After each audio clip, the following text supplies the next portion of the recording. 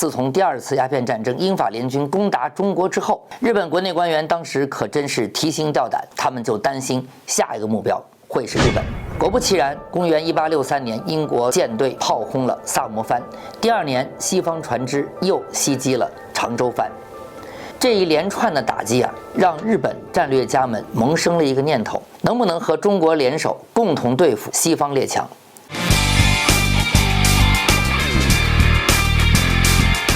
其实，中国官员早在千岁丸来访的时候就提醒过日本人，再来中国得先经过允许。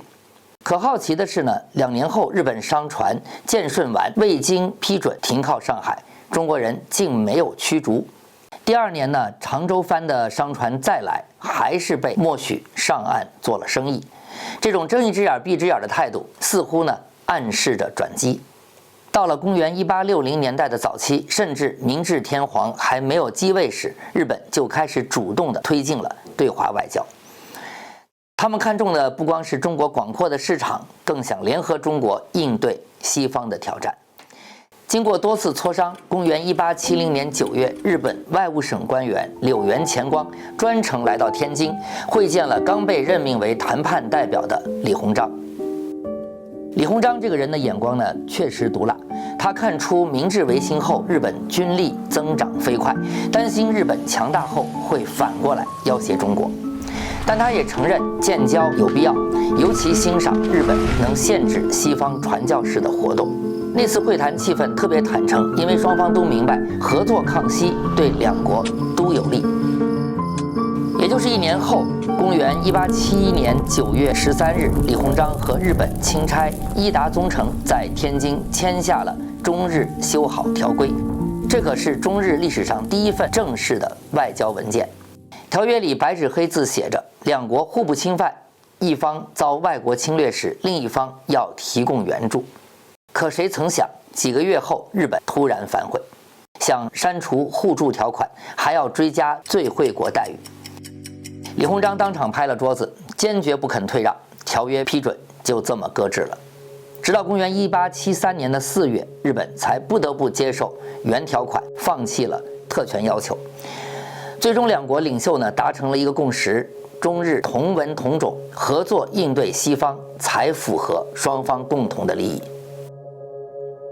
但是呢，就在条约签订那年，日本外务大臣副岛种臣访华的时候呢，却遭遇了一场衣冠之争。当西装笔挺的副岛在天津见到身穿传统官服的李鸿章时，开口第1句就被怼了：“你怎么穿这身洋装？”等副岛到了北京，苦等多日才见到中国高官，中国官员还明确表示，就算2国平等，也是日本有求于中国。这位副岛呢，可不太好对付，他是日本顶尖的书法家，熟读中国经典，当场引经据典地进行了反驳。夫以一人国也，以君子待则为君子，以蛮夷待则为蛮夷。他这句话的意思呢，就是说对方即使是外国，也同样是一个国家。你用君子的方式对待他呢，他便会以君子之行进行回报；你若把他当作未开化的蛮夷进行看待，他便会展现出蛮夷般的行径。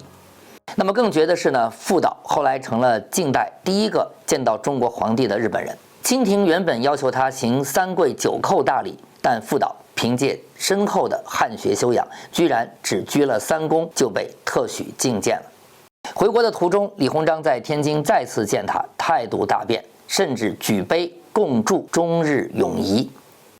虽然条约也签署了，酒杯也碰了，但日本转头就开始打台湾和琉球的主意了。那么中国首任驻日公使为何迟迟才出发？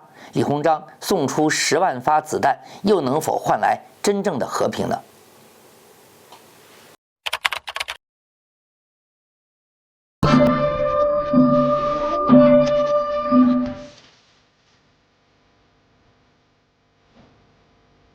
琉球群岛的海川曾经见证了一个琉球王国的辉煌，历史上的琉球王国以其包容的海洋文明，成为了中国和日本之间和平交往的万国精良。然而呢，到了16世纪末，这个宁静的王国被日本武力吞并，更名为烹省。许多琉球人呢，至今仍在文化认同和历史伤痕之间寻找着平衡。他们的故事时时提醒了我们，一个地区的命运常常被更大外来因素所裹挟。台湾这座宝岛与我们有着深刻的历史文化与血缘。从琉球的往事到台湾的今天，我们看到的是简单的对错，而是被历史浪潮反复冲刷的普通人的家园与认同。它呼唤的不是对立，而是超越历史包袱的深刻理解、真诚对话与对和平的共鸣。